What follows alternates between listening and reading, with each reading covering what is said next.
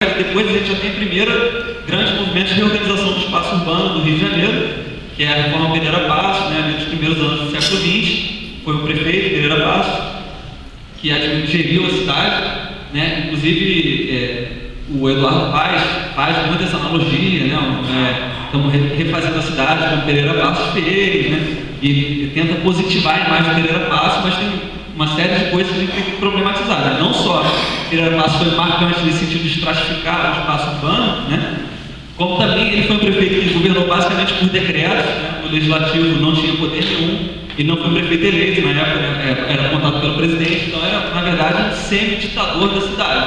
E aí, né, esse aspecto, o Eduardo Paes, embora certamente ele gostaria de ter a plenitude de poder de Pereira Passos teve, ele não menciona. Mas o que foi basicamente Pereira Passos? A reforma Pereira Passos foi a reorganização do centro urbano do Rio de Janeiro, com obras, né, abrindo grandes avenidas, principalmente a Avenida Central, que hoje é Rio Branco, e outras avenidas, né, e porque o centro do Rio de Janeiro não tinha sido urbanizado de forma planejada, então eram amontoadas de vielas e tal, que dificultavam a circulação de grandes veículos e mesmo a circulação da força policial, se fosse preciso reprimir alguma coisa. E outra coisa importante na reforma Pereira Passos foi a remodelação do porto, porque isso obedecia à necessidade da economia brasileira de tanto exportar bens agrícolas, né, quanto de receber os produtos industrializados que eram importados da Europa, principalmente. Então o porto também foi remodelado. E com isso, o centro da cidade, grande parte das moradias dos trabalhadores do centro da cidade foram atacadas. Nesse ponto até o Rominho, né, que está com o de mesa, tem um estudo muito aprofundado sobre isso, que eu até posso falar melhor. Mas o fato é que essas moradias foram atacadas, então grande parte dos trabalhadores ou foram para os subúrbios ou ficaram nas favelas. Então a forma encontrada para os trabalhadores para não ter que ir para o subúrbio, que implicava, né, em custos de transporte, tempo de transporte para voltar ao centro, onde se concentrava a maior parte dos empregos, foi subir os morros e densificar as favelas que já existiam, mas ainda eram muito incipientes no século XX. E aí as favelas vão crescendo.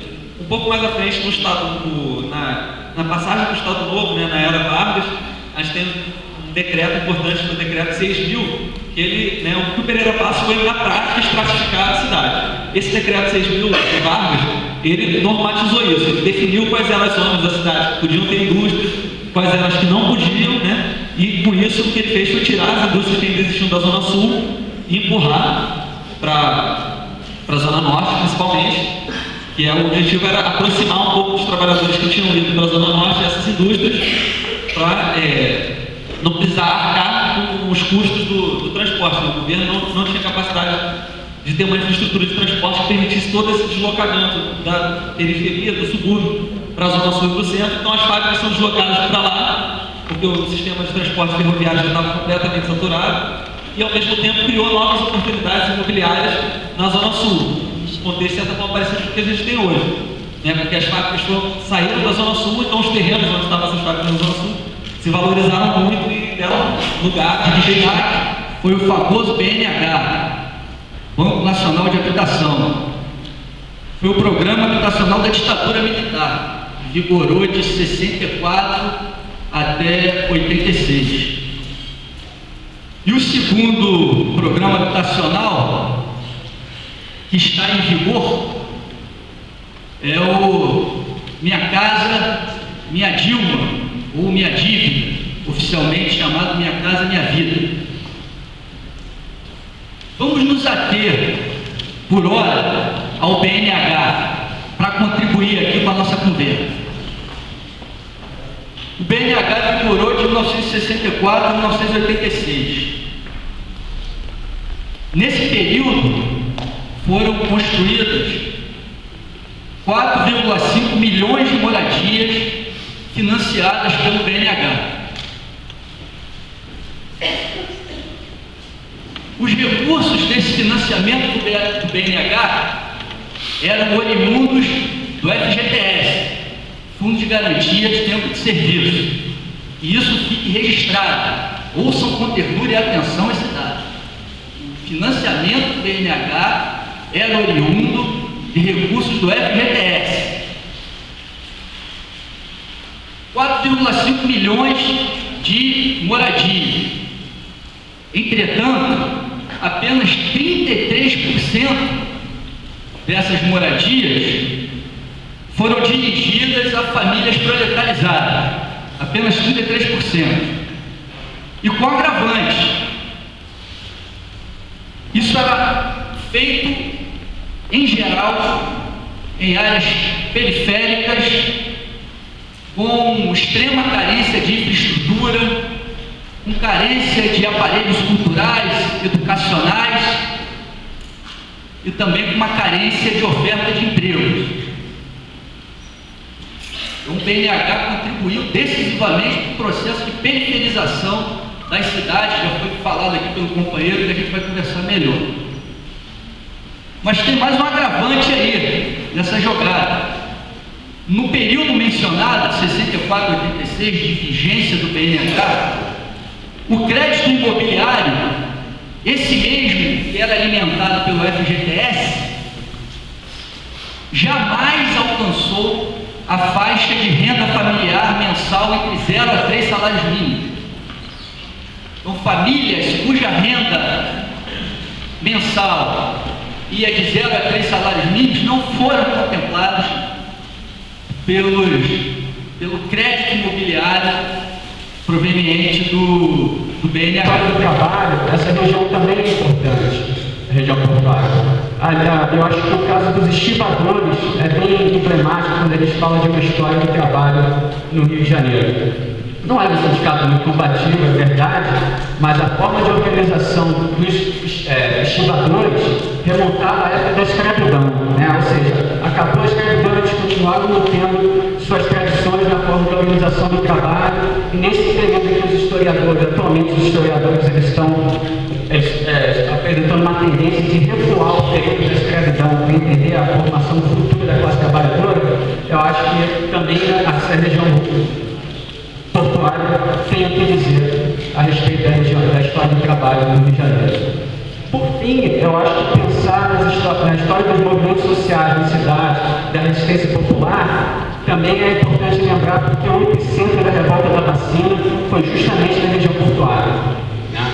E para entender essa história da revolta da vacina, a gente também tem que entender as tradições locais, e a gente tem que entender por que esse local foi justamente o epicentro da revolta. Então você vê como é que são muitos significados na história dessa região portuária para a gente retomar antes de falar do que está acontecendo hoje em dia na região portuária.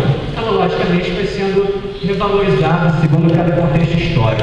Nos anos 80, essa tradição maldita da região portuária atingiu níveis realmente fortes, porque ela começou a ser atingida por um processo ainda mais forte de abandono de empresas. Isso tem a ver com a desindustrialização, com a globalização, mas também tem a ver com a militarização do tráfico de drogas naquela região. E o Morro da Providência chegou a ser uma das favelas mais perigosas, segundo a polícia, nos anos 80.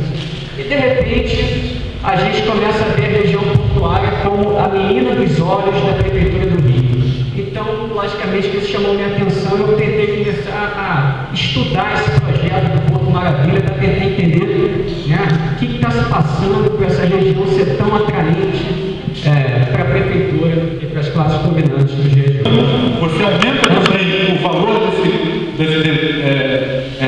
do imóvel nessa área, e talvez o exemplo mais clássico disso é o metrô tem que passar por determinadas áreas e não por outras, ou para valorizar ou para expropriar determinado tipo de terreno. E o quadro dramático disso é que a Prefeitura, para essas comunidades que estão sendo removidas, ela tem uma proposta de indenização.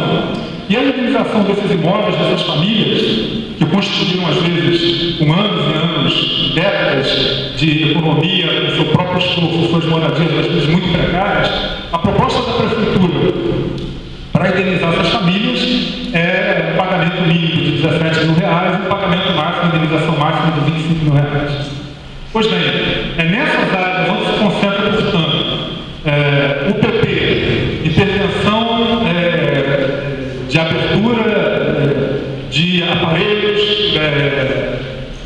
do Estado para valorizar essas áreas, junto com a remoção dos indesejáveis, buscando uma valorização dessas áreas,